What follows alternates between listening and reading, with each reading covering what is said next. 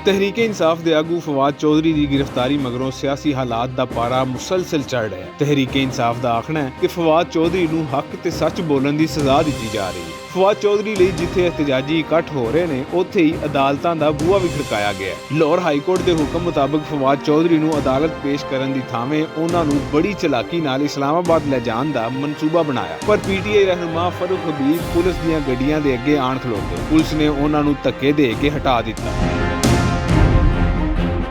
सियासी हालात उत्ते गूढ़ी नज़र रखने वालियां दा आखना है कि मुल्की सियासत टकराव वल जा रही है, जिथे मौजूदा मुआशी हालात की अबतरी वड्डे अलमीयत जन्म दे सकती है। कुर्सी की इस लड़ाई ने लुकाई नूं ये सोचण उत्ते मजबूर कर दिता है कि सियासी मैदान दे ये खिडारी उन्हां दे सक्के हुंदे ते अज जाती लड़ाइयां दी थावें आटे सने दूजियां शैवां सस्तियां करन बारे सलाह मशवरा करदे। इत्थे ते सियासी मुखालफां दी गिद्दड़ कुट करना ही जिवें सियासत है।